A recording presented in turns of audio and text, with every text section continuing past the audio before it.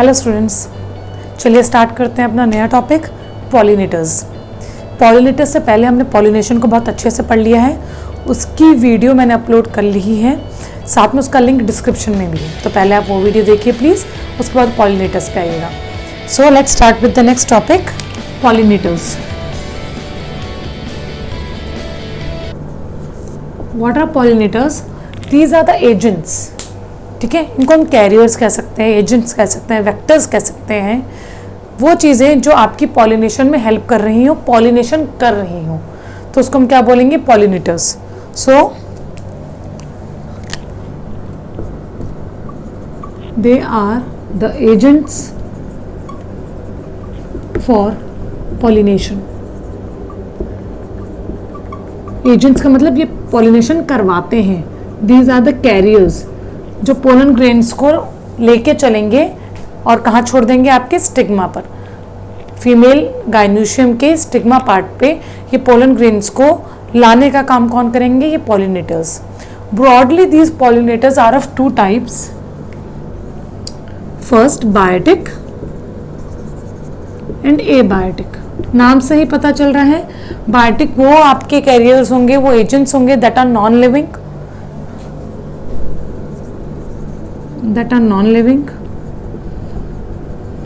और बायोटिक कौन से होंगे? जो आपके लिविंग होंगे।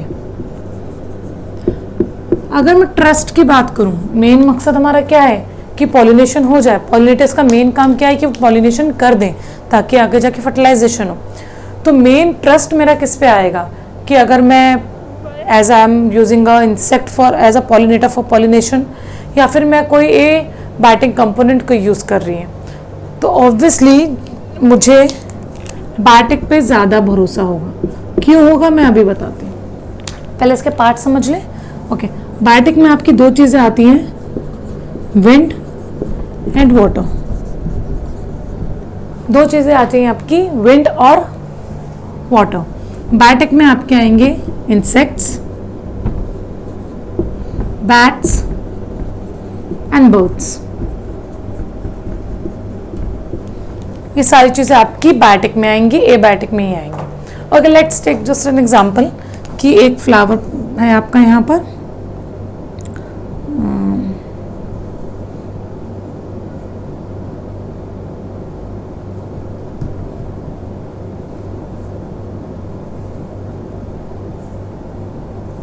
ठीक है। ऑब्वियसली मेक श्योर कि आपको पॉलिनेटर्स की ज़रूरत किस टाइप के पॉलिनेशन में पड़ती है?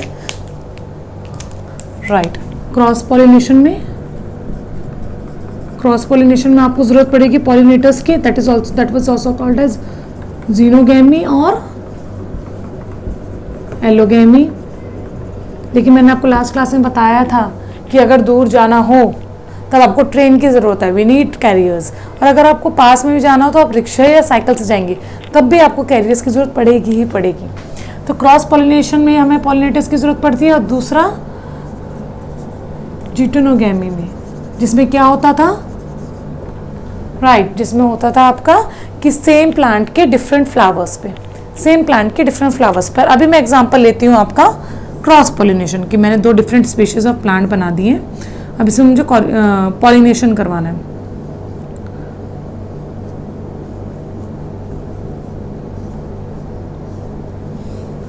अब आपके पास दो चीज़ें हैं, एक आपके पास इंसेक्ट है, राइट, और आपके पास विंड है। I am just comparing between biotic and abiotic, ठीक है बच्चा। मुझे इसमें से देखना है कि कौन सा ज़्यादा ट्रस्टफुल है, कि पॉलिनेशन कौन करके छोड़ेगा। चलो, विंड ने क्या किया? फॉर एग्जांपल इसको, इस वाले को यहाँ आना है, तो हवा इसको लेके जाएगी, विंड इसको लेके जाएगी। पर अगर विंड इस डायरेक्शन में चल रही हो तो जिस टाइप, ऑब्वियसली आप ये कह सकते हो कि मैम यहाँ के एंथर्स यहाँ आ जाएंगे, ये भी एक टाइप का क्रॉस पॉलिनेशन होगा। लेकिन मुझे जो डिज़ायरेबल मेरा पॉलिनेशन ये था कि स्पीशीज़ 1 से मेरे एंथर्स स्पीशीज़ 2 के स्टिग्मा पे जाएं। तो ये चीज़ मेरी अचीव नहीं हुई क्योंकि विंड का डायरेक्शन अपोजिट साइड पे था। लेकिन आपका इंसेक्ट यहाँ आएगा, अपने एंटीनास पे पॉलिन को लेगा और अल्टीमेटली वो यहाँ ले जाएगा। ठीक है, तो एक प्रिसाइजली एक्यूरेसी इसमें ज़्यादा होती है इन केस ऑफ इंसेक्ट्स के केस में, कि हाँ यहाँ पर फॉर शॉर्ट आपकी चांसेस जो हैं आपके पॉलिनेशन होने के वो ज़्यादा हो जाते हैं इन केस ऑफ बायोटेक। क्लियर है ये पॉइंट? चलो अब आगे बढ़ते हैं। सो हमें ये पता चल गया कि biotech is more trustful pollinator as compare to non biotech components. पर अब आ जाओ विंड और वाटर में। जब हम विंड और वाटर की बात कर रहे हैं, विंड की केस में पहले वर्ड समझ लो। बड़े बच्चे हैं थोड़े से, हम 12th क्लास के हैं, तो we have to write some scientific word I would say. ठीक है, तो इसमें होता है anemophily. Anemophily is the word used for the pollinators like wind. Wind के केस में हम उसको बोलेंगे एनिमोफिली। वाटर के लिए हमेशा वर्ड यूज होता है हाइड्रो, तो इसमें आ गया आपका हाइड्रोफिली। Hydrophily, anemophily. और अगर अब मैं कंपैरिजन करूं कि विंड ज़्यादा ट्रस्टफुल है या वाटर ज़्यादा ट्रस्टफुल है, सो इस केस में अब आपके मोस्ट ऑफ द प्लांट्स कौन से हैं? टेरेस्ट्रियल प्लांट्स हैं, राइट? जब आपके प्लांट्स एवल्यूट होने लगे थे, bryophyta, Thallophyta, bryophyta, pteridophyta, gymnosperms, angiosperms, तो ब्रायोफाइलम में आके हमने एम्फीबियंस ऑफ प्लांट किंगडम बोला था उससे, राइट? दैट मीन्स उसको वाटर की जरूरत पड़ी थी for fertilization purpose. They were land plants, they were somewhat land plants, पर उनको फर्टिलाइजेशन के लिए वाटर की जरूरत पड़ी थी। पर उसके बाद आपके सारे क्या हो गए? आपके लैंड प्लांट्स हो गए, जो एंजियोस्पर्मिक प्लांट्स हैं आपके सारे लैंड प्लांट्स हैं। सो इस केस में wind is more preferred as compared to water. Water will act as a pollinator only for your aquatic plants. Only for your aquatic plants. Water is generally used as a pollinator for aquatic plants. इसमें 3 main important points हैं आपके NCERT में, जिसके ऊपर CBSE वालों ने question दिया हुआ है, वो भी हम डिस्कस करेंगे। ठीक है, ओके। अब इन तीनों की बात करें हम, insect, bats and birds. Insect, bats and birds. इस केस में सबसे ज़्यादा पॉलिनेटर जो यूज होता है, that are your insects. Insects are the majority of the pollinators जो आपकी बायोटिक पॉलिनेशन करवाते हैं।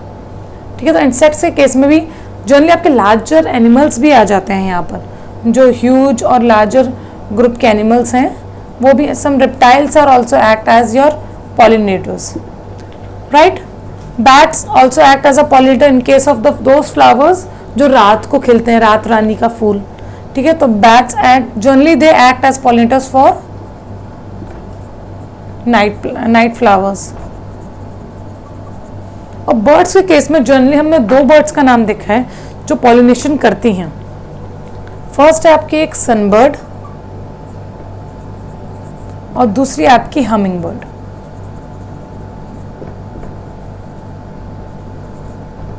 हम इंडिविजुअली हर किसी को पढ़ेंगे ज़रूर, पर यहाँ पर अगर मुझे एक कंपैरेटिव डिफरेंस देना हो कि क्या डिफरेंस है दोनों में, तो हमें क्या याद रखना है कि इनमें और इनमें they do not require any colourful appearance. ठीक है, इनमें कोई कलरफुल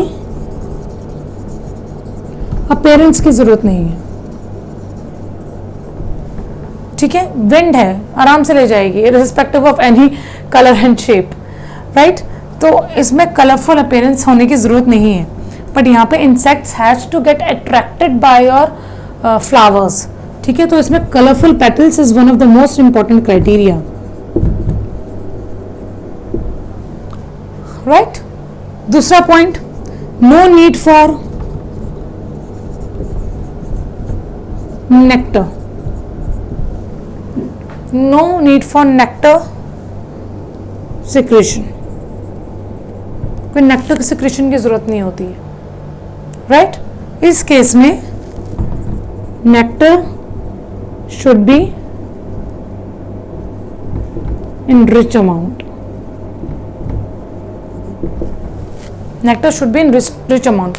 सो ये बेसिक डिफरेंस है। हर एक को तो हम बात करेंगे हर एक के बारे में कि और क्या आपके प्लांट्स में ऐसा क्या चीज़ होनी चाहिए ताकि विंड पॉलिनेटेड हो जाए या वाटर पॉलिनेटेड हो जाए या इंसेक्ट पॉलिनेटेड हो जाए, ये हम पढ़ेंगे अभी इंडिविजुअली। पर अगर मैं ओवरऑल पॉइंट ऑफ व्यू से देखूं तो इस केस में आपको एबायोटिक के लिए we do not require any colourless colourful appearance, इसमें आपको कलरफुल पेटल्स की जरूरत है टू अट्रैक्ट द पॉलिनेटर्स। इसमें नेक्टर ग्लैंड्स की सिक्रेशन की हमें ज़रूरत नहीं है, और इसमें नेक्टर ग्लैंड्स की सिक्रेशन होने की बहुत ज़रूरत है। Clear? So this is your basic difference between abiotic and antibiotic. So let's start with एक एक करके विंड, वाटर वगैरह। चलो सबसे पहले एनिमोफिली स्टार्ट करते हैं। अब विंड नहीं बोलेंगे हम, विंड बोलेंगे तो याद नहीं रहेगा, ठीक है? तो हम क्या बोलेंगे? एनिमोफिली।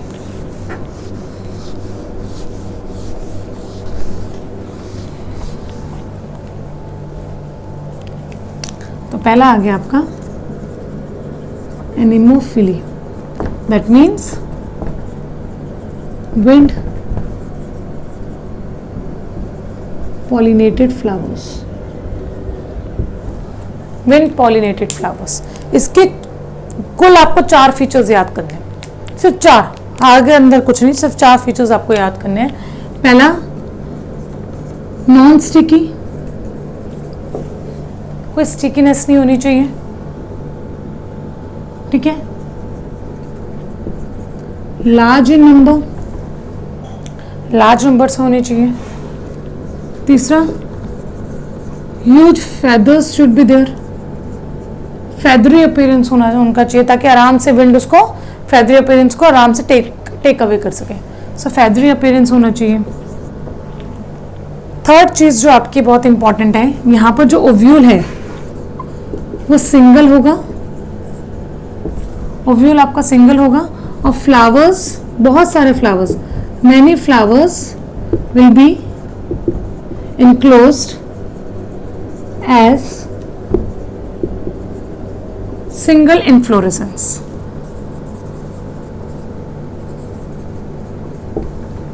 ठीक है, एक ही आपका ओव्यूल होगा और बहुत सारे फ्लावर्स एक साथ होंगे और सिंगल इन्फ्लोरेसेंस को बता रहे होंगे।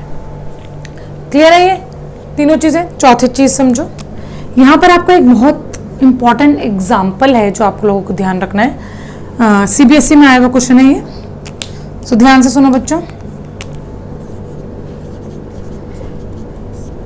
सीबीएसई में आया हुआ क्वेश्चन है आपका कि जो कॉर्न, भुट्टा जो आप खाते हो उसके प्लांट के बारे में बात करिए, कि जो कॉर्न प्लांट है उसका जो कॉब है,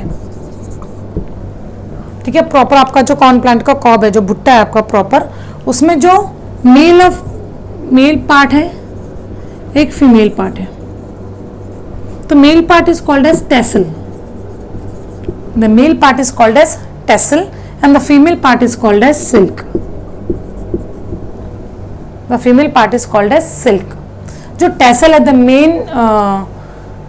the male part of your cornflower is tassel, ये ह्यूज होगा और बहुत फेदरी होता है, बहुत फेदरी होगा ये। तो अल्टीमेटली विंड पॉलिनेटेड से आपके फीमेल के पास आएगा in your stigma and style. तो ये क्वेश्चन सीबीएसई में घुमा फिरा के किसी ना किसी तरीके से पूछा हुआ है, तो इसलिए मैंने आपको पूरी लाइफ का प्रोसेस बता दिया। क्लियर है? तो एक बार फिर से रिवाइज करते हैं। एनिमोफिली मतलब wind pollinated flowers, right? They are non sticky, large in number, huge feathers, huge feathery appearance, huge feathery appearance and should be exposed, should be exposed, exposed means ये flower आपके open flowers होने चाहिए, open flowers होने चाहिए आपके। Open flowers को हम क्या बोलते थे? याद करो, ओपन फ्लावर्स को हम क्या बोलते थे? Open flowers are used in case of cross pollination where we require pollinators। तो इस फ्लावर्स को हम कहते थे चेस्मोगेमस फ्लावर्स। ठीक है बच्चों, याद रखनी है ये सारी छोटी छोटी बातें, एक के साथ एक दूसरी चीज को लिंक करते हुए चलो। क्लियर है? तो एनिमोफिली के बारे में आपका यही है। तो अब स्टार्ट करते हैं हम hydrophily.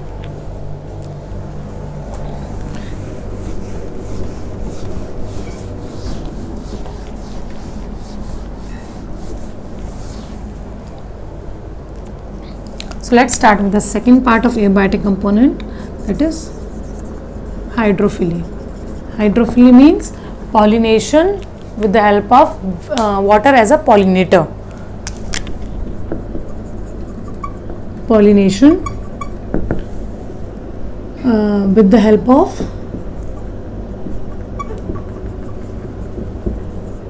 water as a pollinator. इसके कुछ इंपॉर्टेंट ओवरऑल जो कॉमन फीचर्स होंगे वो पहले एक बार देख लेते हैं हम, फिर आपको 3 इंपॉर्टेंट स्पीशीज के बारे में आपकी एनसीईआरटी में बात हुई है वो मैं अच्छे से समझाऊंगी. पहली बात, लाइट वेट होनी चाहिए, पानी कैरी कर रहे हैं, लाइट वेट होने चाहिए. दूसरी चीज, आपके लार्ज नंबर में प्रोड्यूस हो,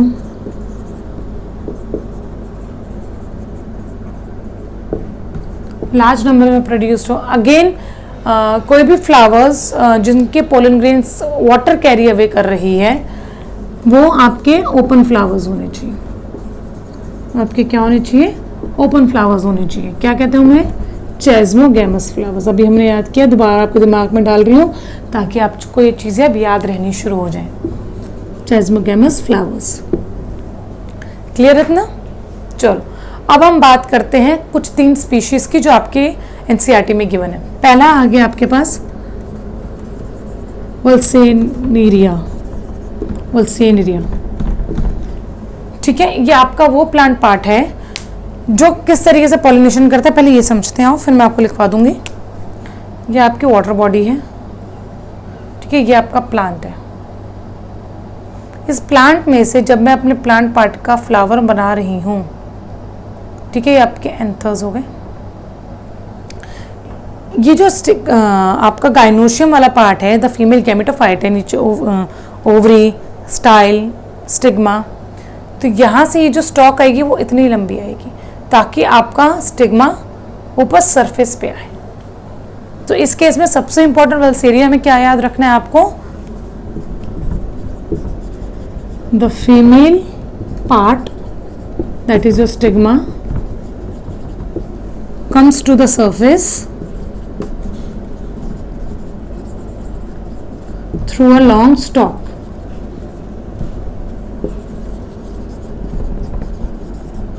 Through a long stalk, ठीक है.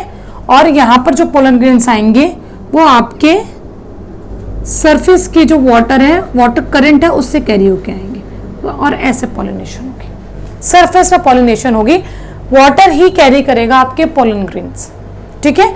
लंबा सा आपके जो फीमेल की स्टॉक है, स्टाइल है, वो थोड़ी सी लंबी हो जाएगी, स्टॉक बन जाएगी, जिसकी वजह से जो आपका सरफेस है, स्टिग्मा है, वो आपके वाटर के सरफेस पे आ जाएगा और विंड से ही, विंड करंट से ही कहीं के भी pollen grains, obviously cross fertilization pollen grains कहीं से भी आ सकते हैं, तो ये पोलन ग्रेन्स आपके स्टिग्मा पे आ जाएंगे, ठीक है. तो इस टाइप की पॉलिनेशन हमने देखी है अपने कौन से एक्वेटिक स्पीशीज में? वल्सेरिया में, ठीक है. इसमें आपको याद रखना है ये पहला पॉइंट. दूसरा पॉइंट, पोलन ग्रेन्स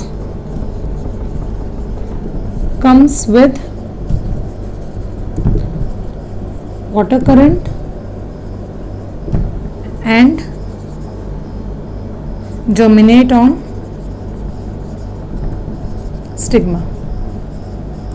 स्टिग्मा पे वो जर्मिनेट हो जाते हैं, राइट. ये पहली स्पीशीज होगी. अब हम बात करते हैं दूसरी स्पीशीज की. दूसरी species are generally your sea grasses. These are generally your sea grasses. अब नाम से याद करने का टुकड़ा हम देखो, सी ग्रासेस हैं. ग्रासेस कितनी होती हैं? इतनी होती हैं. ये हमने ग्रासेस बना ली, ठीक है. तो प्लांट वाटर बॉडी के अंदर ही रहेंगी ये, और यहाँ से ही, अंदर से ही आपके पोलन ग्रेन्स आएंगे और इसको फर्टिलाइज करेंगे. एक सरफेस पे है और एक आपका वाटर बॉडी के अंदर है. तो sea grasses, sorry, the female part remains inside the water body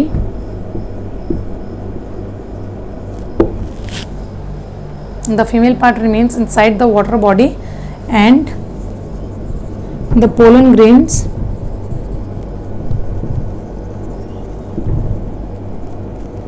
comes within or inside the body, inside the water body.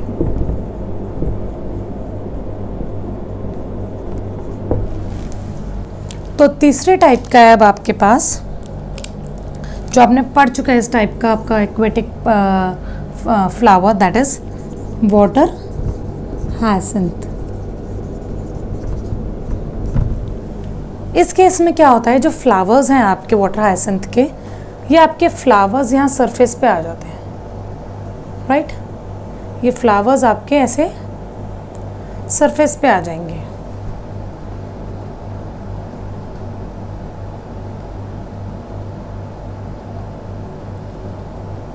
और यहाँ पर आपके जो पॉलिनेशन होगा, जो पोलन ग्रेन्स आएंगे वो थ्रू विंड आएंगे, ठीक है। तो फ्लावर्स इस केस में क्या होता है, they emerge on the surface of the water and the pollen grains receive by such flowers are carried away by the wind और वाटर, राइट। तो इस केस में the flowers emerge on the top of the surface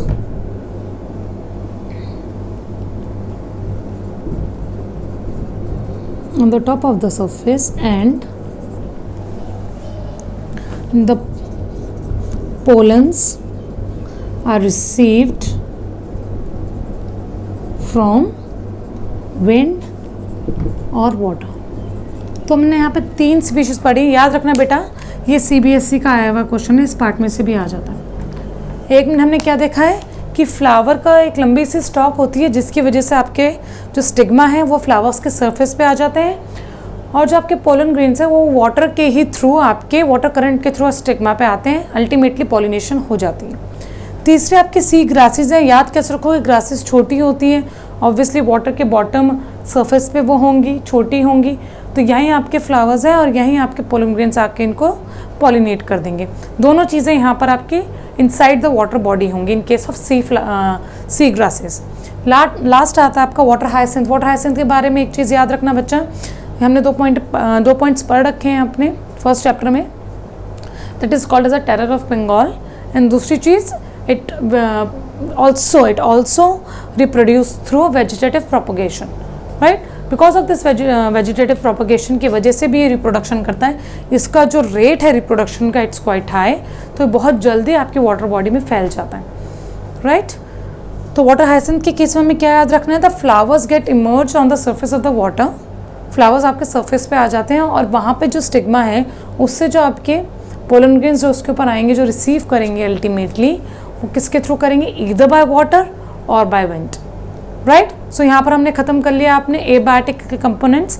याद रखना बच्चा, ये question important है, आ जाएंगे आपकी कैरेक्टराइज फीचर्स आ सकती हैं कि अगर मेरा फ्लावर ऐसा है, एप्लीकेशन बेस्ड क्वेश्चन में अगर मेरा फ्लावर इस तरीके का है, उसके जो पोलन ग्रेन्स हैं ऐसे हैं, तो आपको ये चीज़ हमेशा याद रखनी है कि what are the various characteristics of a particular flower to be pollinated by a particular pollinator, ठीक है। उसके अंदर ऐसे कौन से फीचर्स होने चाहिए ताकि वो विंड से पॉलिनेट हो जाए या फिर वो वाटर से पॉलिनेट हो जाए, क्लियर।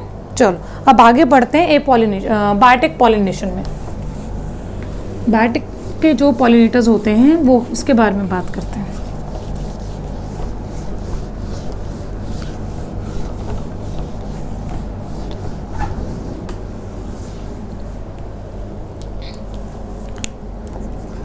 बायोटिक पॉलिनेटर्स,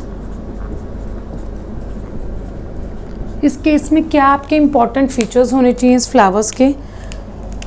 पहली चीज़ होनी चाहिए कलरफुल, क्योंकि insects are always attracted toward colourful flowers,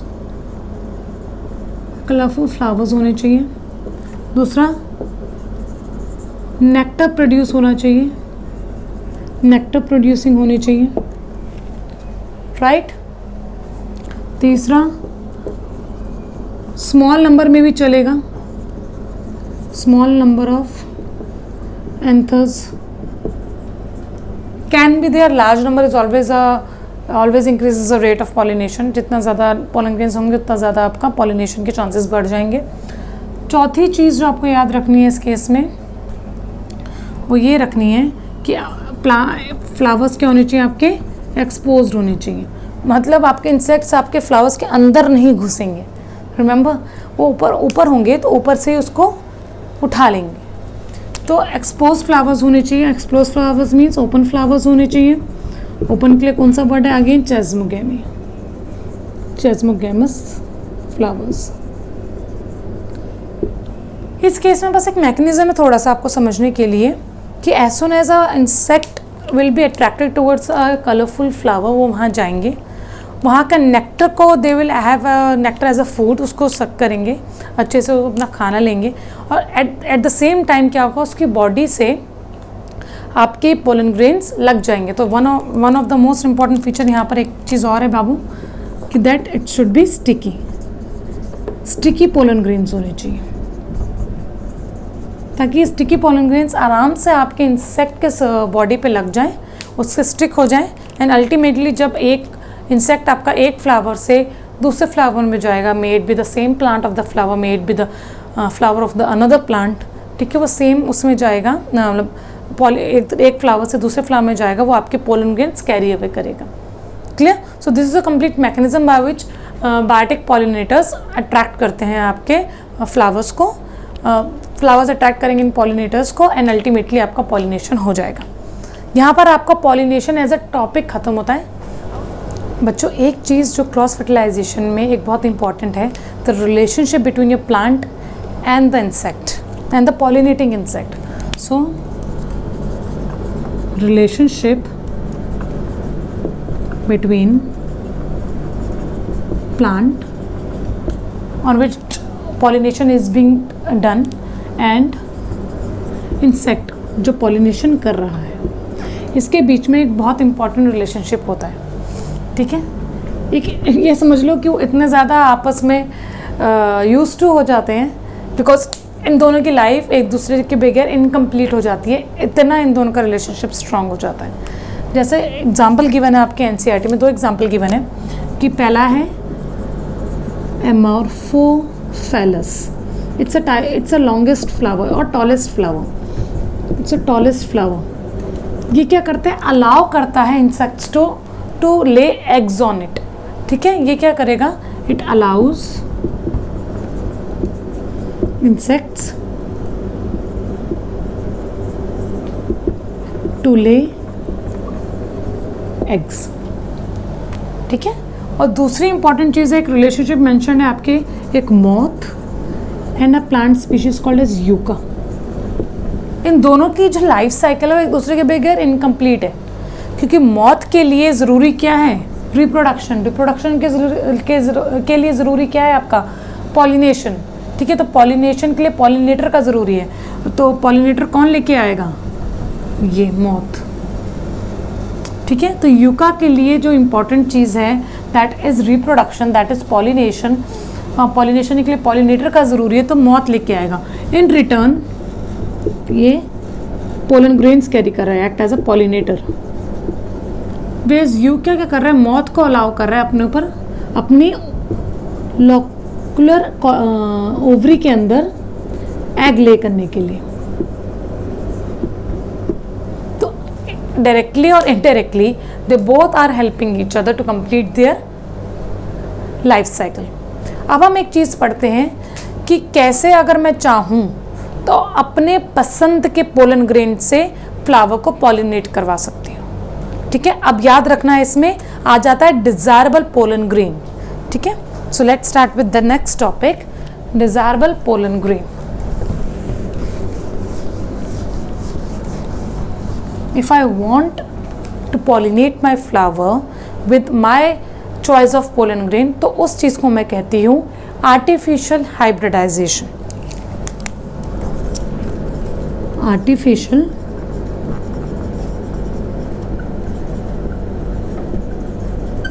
hybridization, that means pollinating the flower with the desired pollen grain.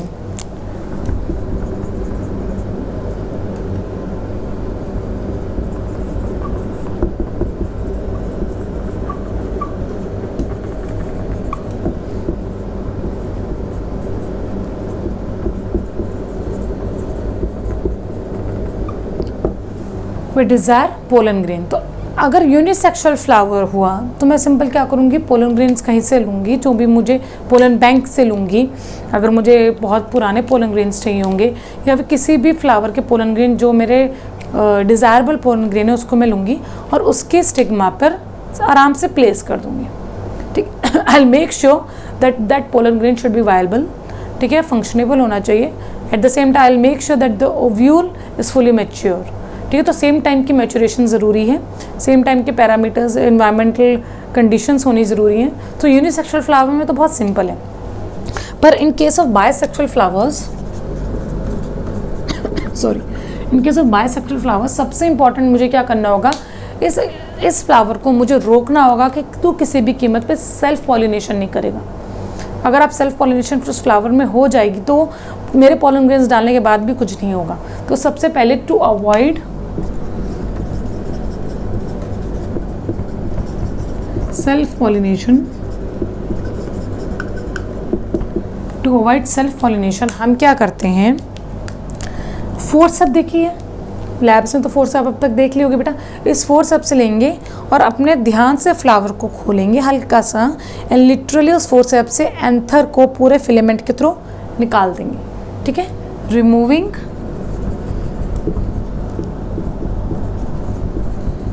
The complete anther from the flower with the help of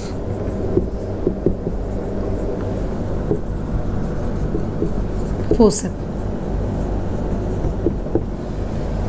with the help of forceps से हम क्या करेंगे, ultimately उस flower के anther को हम बाहर निकाल देंगे। This process is called as emasculation.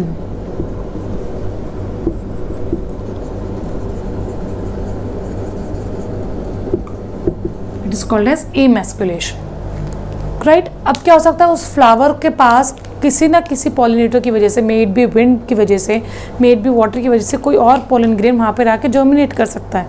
So in order to avoid unwanted pollen grains to fertilise, unwanted pollen grains to pollinate, अब मैं क्या करूँगी, इस पूरे फ्लावर को एक बटर पेपर से, एक शीट से कवर कर दूँगी, राइट। सो दूसरा पॉइंट क्या है यहाँ पर, to avoid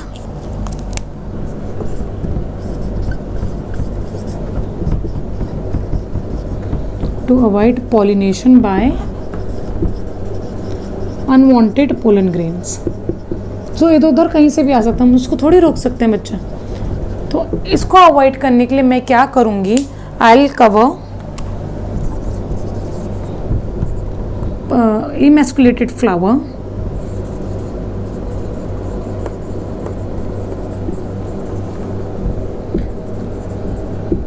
with a butter paper, and this process is called as bagging। This process is called as bagging, right। So bagging and emasculation are the two important parts of the procedure through which I can have my artificial hybridization. तो again इस topic से आपका कोई भी value based question या application based question बन जाएगा कि अगर आपको ये पोलन ग्रेन दे दिया है and the examiner want you to make a flower, ठीक है, with that type of pollen grain, तो सबसे पहले आपको क्या करना होगा, you have to mention it कि अगर बायसेक्सुअल वाला फ्लावर है तो उस केस में हमें सबसे पहले आर्टिफिशियल हाइब्रिडाइजेशन करनी पड़ेगी। आपके उसके खुद के एंथर्स को हमें निकालना होगा एंड आप उसको बैक करना होगा ताकि अनवांटेड पोलन ग्रेन्स वहाँ ना आ पाए, और at the appropriate time where your ovule as well as your pollen grain is completely matured, उस टाइम पे हम उसकी पॉलिनेशन करवा देंगे। क्लियर है बच्चों। तो अभी हमने पॉलिनेशन ख़त्म किया है अपना पूरा। At the same time we have completed the artificial hybridization. अब हम देखते हैं what are the various outbreeding devices, जिसमें हम क्या पढ़ेंगे कि अगर एक ही फ्लावर को हम सेल्फ पॉलिनेट करते जा रहे हैं तो अल्टीमेटली उसके पास उसके अंदर एक डिफेक्ट आ जाएगा, that is called as inbreeding depression. To overcome this inbreeding depression outbreeding devices आती हैं, ठीक है। आउटब्रीडिंग डिवाइसेस मतलब कुछ ऐसी एडेप्टेशंस जो एक फ्लावर इनहेरिट करेगा, अपने अंदर अडेप्ट करेगा, जिसकी वजह से इनब्रीडिंग डिप्रेशन आपका कम हो जाएगा। So let's start with your new topic, outbreeding devices. हमने पढ़ा था पॉलिनेशन में कि autogamy is a type of self pollination where the same genetically similar plants pollinate again and again, ठीक है। तो हमने वहाँ पर एक डिसएडवांटेजेस पढ़ा, डिसएडवांटेजेस में एक पॉइंट पढ़ा था इनब्रीडिंग डिप्रेशन। वो इनब्रीडिंग डिप्रेशन क्या होता है यहाँ हम अच्छे से देखते हैं। आओ तो हेडिंग डालो बच्चों, आउटब्रीडिंग डिवाइसेस। आउटब्रीडिंग डिवाइसेस, सबसे इंपॉर्टेंट बात है आउटब्रीडिंग डिवाइसेस हम कब कर रहे हैं, जब आपका जो फ्लावर है that is bisexual hermaphrodite species है। इसमें क्या है, आपका male anther and the female gametophyte is present in the same flower. Bisexual flowers है, मोनिशियस फ्लावर है। अब आपको ये टर्म्स याद होनी चाहिए, कौन से हो गए कि same male gametophyte and female gametophyte should be present in the same flower. This flower can be called as a bisexual flower, hermaphrodites or monoecious, right? तो इन केसेस में हम क्या देखते हैं, again and again self pollination होने की वजह से आपकी जो फ्लावर है उसकी जो सर्वाइबिलिटी रेट है वो कम हो जाती है, वो एक पर्टिकुलर फेज़ में चला जाता है, उसको कहते हैं हम इनब्रीडिंग डिप्रेशंस। तो इस इनब्रीडिंग डिप्रेशन को ओवरकम करने के लिए जो डिवाइसेस एक पर्टिकुलर प्लांट इनटेक करेगा, इनहेरिट करेगा, अपने अंदर अडेप्टेशन करेगा, वो कौन सी चीज़ें वो हम यहाँ पढ़ेंगे। क्लियर? तो पहली चीज़ क्या, सबसे पहले यहाँ लिख लो, टू ओवरकम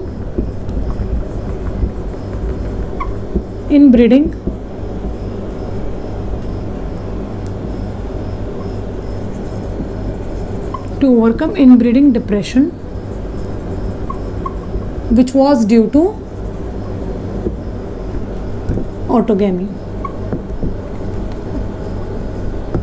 to autogamy, और सेल्फ पॉलिनेशन। और ये किन प्लांट्स में होता है आपका, जो कि मोनिशियस होंगे या फिर बायसेक्सुअल होंगे, हर्माफ्रोडाइट्स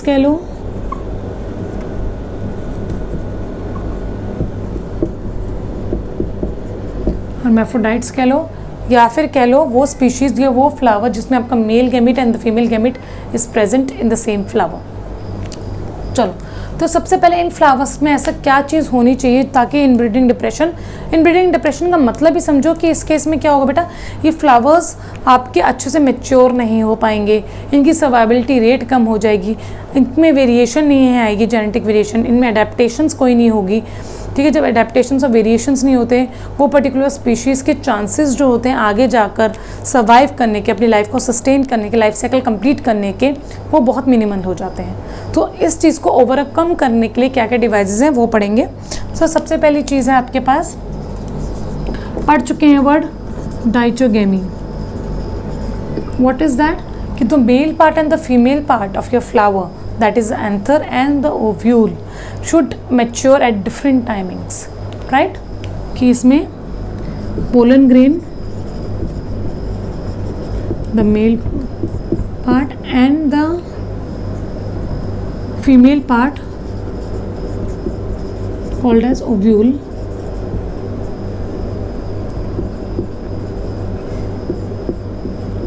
should mature at the different timings, should mature at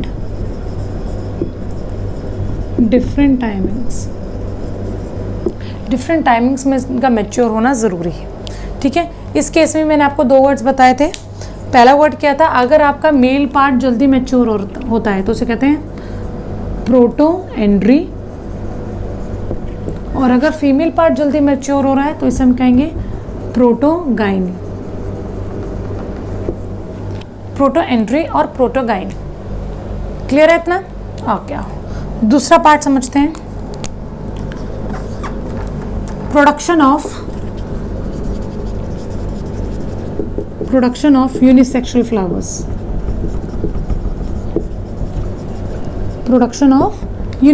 flowers, right? Dioecious flower produce करो कि एक फ्लावर में आपका मेल प्रेजेंट है, एक फ्लावर में आपका फीमेल प्रेजेंट है, तो इससे चांसेस कम हो जाते हैं आपके सेल्फ पॉलिनेशन के।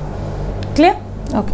तीसरी चीज़, हमें एंथर्स को एक ऐसी पोजीशन पे प्लेस कर देना है जो आपके ओवरी के गायनोशियम के जो स्टिग्मा पार्ट है उससे दूर रहे।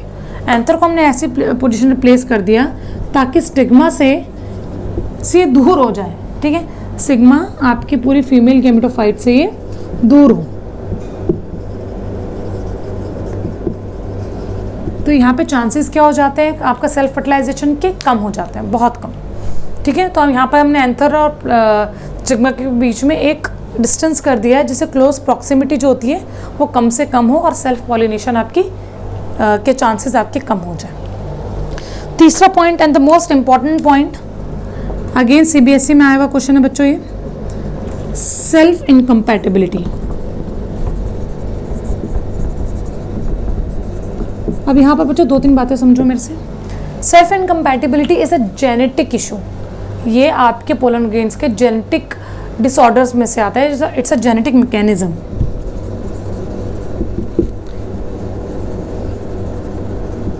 ठीक है, जनरली होता क्या है बच्चों, एक जस्ट ओवरव्यू दे रही हूँ, इसके बारे में भी एक कंप्लीट वीडियो है कि this is your stigma,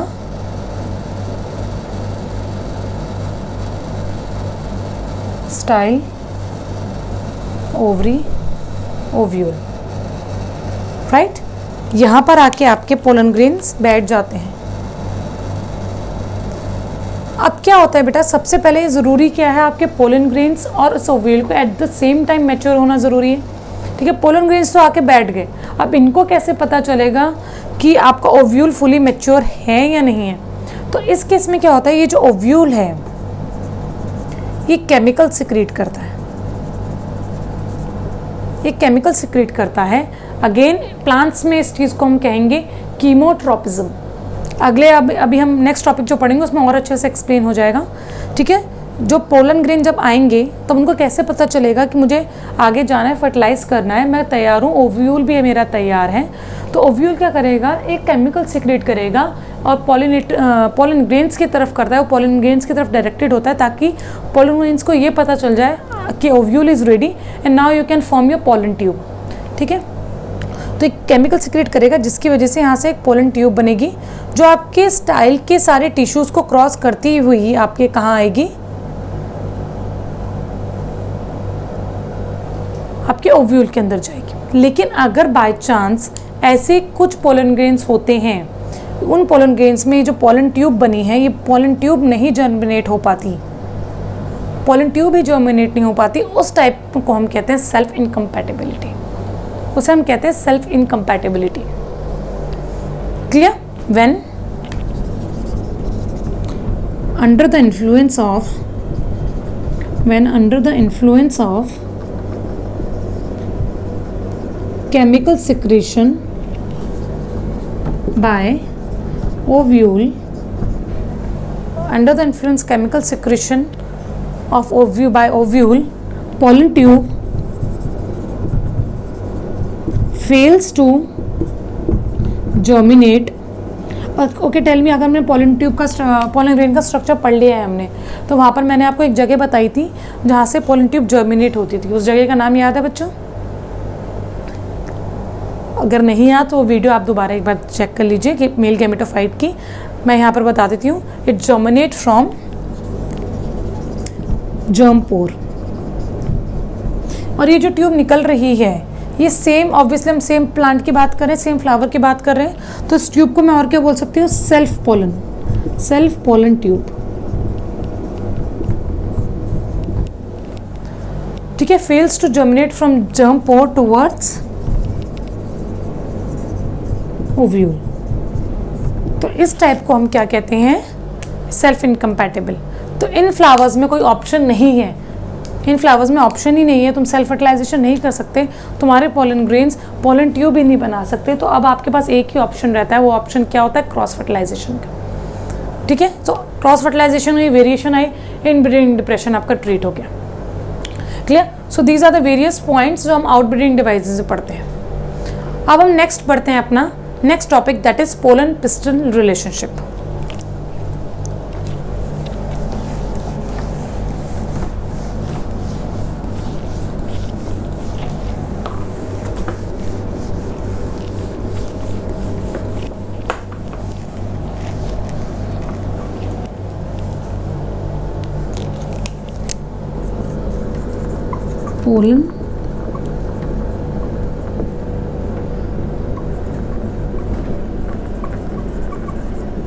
pollen pistol relationship, इसको इस तरीके समझो कि आप खुद एक जज हो और आप समझ सकते हो क्या चीज़ गलत है, क्या चीज़ सही है।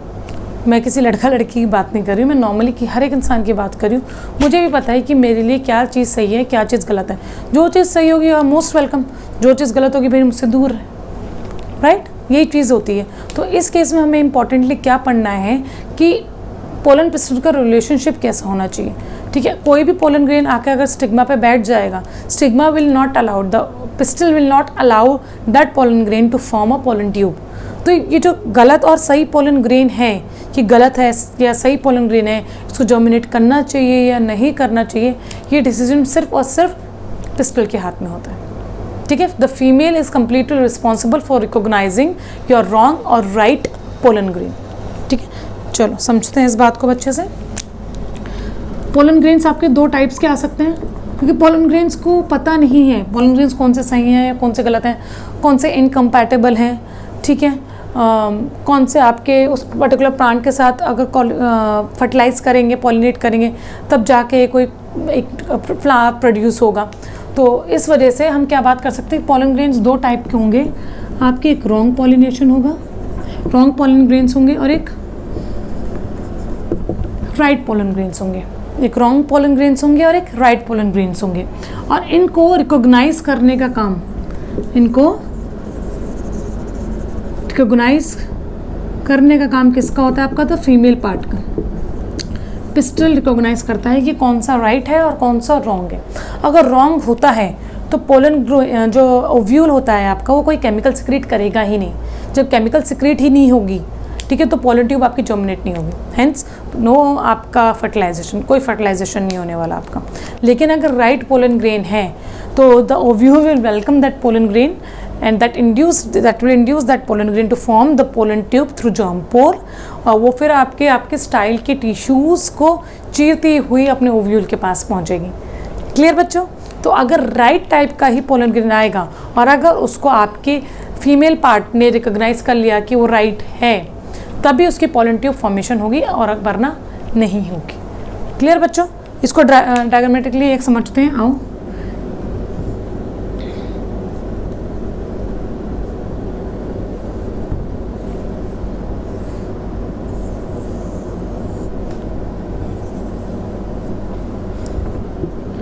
Stigma, style,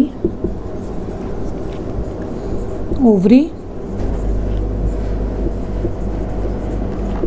ovule, right. यहाँ पर आके आपके दो टाइप के पोलन ग्रेन्स आ रहे हैं। द ब्लू वंस जो हैं वो राइट पोलन ग्रेन्स हैं, और जो रेड वन है डेंजर, वो रॉन्ग पोलन ग्रेन्स हैं, राइट। ये रेड वाले आपके रॉन्ग पोलन ग्रेन्स है, रॉन्ग एंड राइट।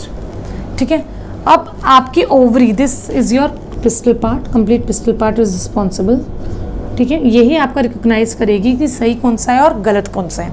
ये गलत वालों की तरफ कोई अपना केमिकल सिक्रीट नहीं करेगी, राइट। गलत वालों की तरफ कोई अपना केमिकल सिक्रीट नहीं होगा, लेकिन जो राइट वाले होंगे उसकी तरफ एक केमिकल सिक्रीशन होगा। They will be under the influence of chemotropism, the movement of plant part under the influence of your chemicals, and these chemicals secreted by your ovule. Ultimately क्या होगा, यहाँ से एक पोलन ट्यूब जर्मिनेट होगी from your germ पोर, और आपकी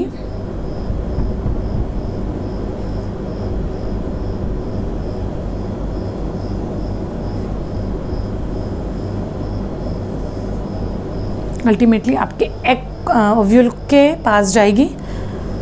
ये pollen tube आपके पूरे स्टाइल के टिश्यूज़ को अलग अलग करती हुई जर्मिनेट करेगी, आपके कहाँ जाएगी, ओव्यूल में जाएगी। इस टाइम पे पता दो चीज़ें आपको ध्यान रखनी है। जब मैंने आपको मेल गेमेटोफाइट पढ़ाया था तो pollen grains are able to get pollinated at which stage, two cell stage. ठीक है, आपका ये क्या था, एंटाइन, द इनरमोस्ट लेयर, बाहर वाली आपकी लेयर कौन सी थी, exine, right. एंटाइन layer, exine layer, simultaneously क्या था आपका बच्चा, ये आपका वेजिटेटिव सेल और ये आपका जनरेटिव सेल। इस टाइप पे, टू सेल स्टेज के टाइप पे आपका जर्मपोर कहीं से भी हो सकता है। ठीक है, तो इस टाइम पे आपका ये वाली चीज़ यहाँ पर है। ठीक है, at the time of pollination. पर जब आपके पोलन ग्रेन्स आप पोलन ट्यूब में जा रहे होंगे और अल्टीमेटली आपके ओव्यूल के पास पहुंच रहे होंगे, इस टाइम पे क्या होगा, जब का वेजिटेटिव सेल है, this will divide to form 2 male gametes. 2 male gametes, तो मतलब अब ये स्टेज आ जाएगी। इस स्टेज पे आपका pollen grain is ready for fertilisation. इस स्टेज पे आपका pollen grain your 3 cell stage is ready for fertilisation. Clear? Done? Okay.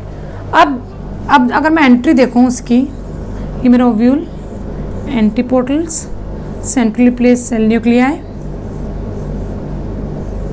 Egg, सिनोजिट्स,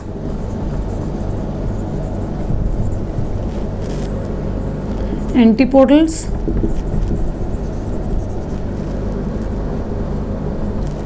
और ये आपका आ गया सेंट्रली प्लेस न्यूक्लियस।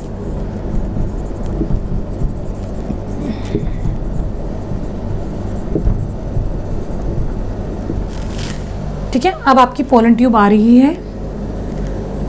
अब वो सीधे एग के पास फर्टिलाइज नहीं होगी, they will enter in your ovule through filiform apparatus. याद है, ये आपको पढ़ा चुकी हूँ मैं फीमेल गैमेटोफाइट में। ठीक है, फिलीफॉर्म एपेरेटस के थ्रू ये एग के साथ फर्टिलाइज करेगा। So these are your filiform apparatus.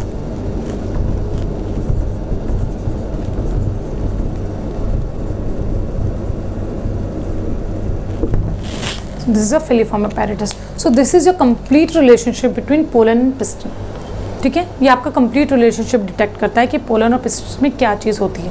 Ultimately अब क्या किया है मैंने, आपकी पोलन ट्यूब जर्मिनेट हो गई है, आपके पास 3 सेल पोलन ग्रेन प्रेजेंट है, आपका ओव्यूल कम्प्लीटली मेच्योर है। अब हम नेक्स्ट वीडियो में पढ़ेंगे योर फर्टिलाइजेशन। इन प्लांट्स आपको अच्छे से पता है, इट्स अ डबल फर्टिलाइजेशन, वो हम बहुत अच्छे से पढ़ने वाले हैं। Formation of your zygote, formation of the endosperm. अब तक के लिए सारी वीडियोस एक बार दोबारा गो थ्रू होनी है आपको। द मेल गैमेटोफाइट अच्छे से पढ़ना है, फीमेल गैमेटोफाइट अच्छे से पढ़ना है, पॉलिनेशन की वीडियो, पॉलिनेटर्स की video, outbreeding devices and pollen piston relationship. Clear? Okay, thank you.